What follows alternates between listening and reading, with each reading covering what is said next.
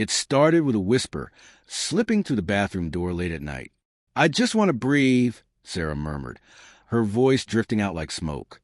A cold pressure wrapped around my ribs. I lay still, pretending to sleep, while her words echoed in my head. Breathe. From what? From me?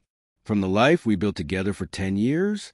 Every syllable felt like someone hollowing out my chest with steady, quiet strokes. By morning, the house looked normal again, but I didn't feel normal at all. Sarah was already at the stove, pouring coffee like she hadn't said anything at all. Her hair caught the sunlight. Her smile was soft, but something behind her eyes didn't match the woman I knew. "Morning," she said cheerfully. I only nodded. That whisper still clung to my thoughts like a wet shadow. At breakfast, she kept turning her phone toward herself, thumb tracing the screen with a tenderness she hadn't shown me in months. Her sudden burst of laughter, the way she hit her phone when I walked past. She always said it was just Lisa texting. Lisa, the friend who never believed marriage was anything more than a pretty cage. I ignored the strange feeling building inside me. I didn't want to believe it. I held on to our routines, our quiet dinners, the small touches that used to feel natural. She still curled against me at night, but it felt like she was drifting farther away every day. Then everything fell apart in one moment. Her phone buzzed past midnight. A simple vibration, a tiny glow. The name on the screen made my stomach drop. Mark, her co-worker, the man she joked about casually.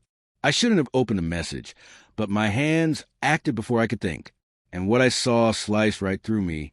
His text last night was unbelievable. Her reply, "I can't stop thinking about you, winking face." I scrolled. More messages, more secrets, and then a message from Lisa. "You deserve this. Don't let guilt ruin your fun." I sat on the edge of the bed, feeling like the floor had disappeared beneath me. Sarah slept peacefully, unaware that the truth she'd been hiding had just burned through everything we were. I wanted to shake her awake, demand answers, break something, but instead something sharper settled inside me. Focus. I wouldn't confront her yet. I needed her to walk right into the consequences herself. The next morning, I acted like nothing was wrong. I kissed her forehead, handed her coffee, asked about her day. She smiled, relieved, unaware of what I now knew.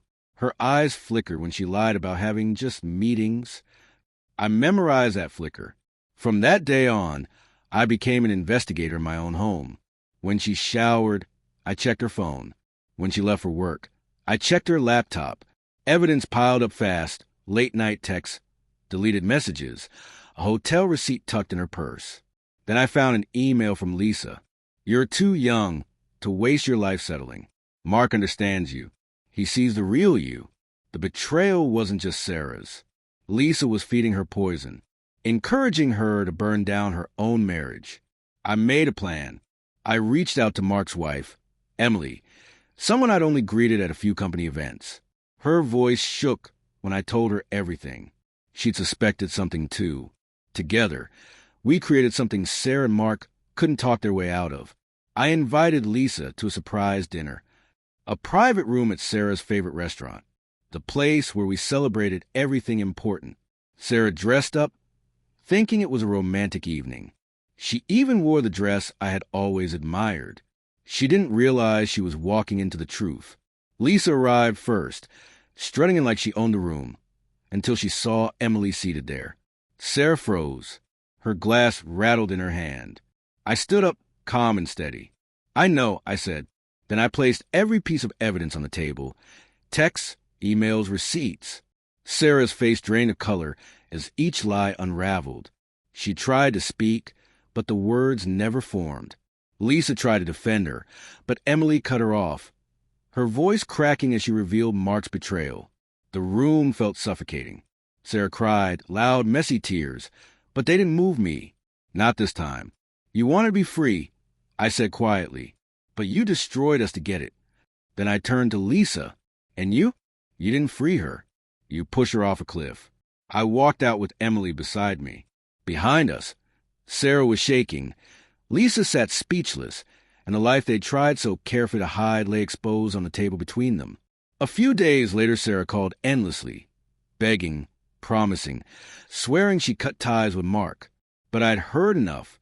I remembered her whispers through that bathroom door. I remembered her texts. I didn't need apologies from someone who only regretted being caught. I packed my things and left. Every step away from that house felt like a step toward air, toward clarity. Her friends had told her freedom looked like breaking her vows. I left her with the truth, an unfiltered reflection of what she chose to become. And I knew she'd have to live with that reflection for the rest of her life.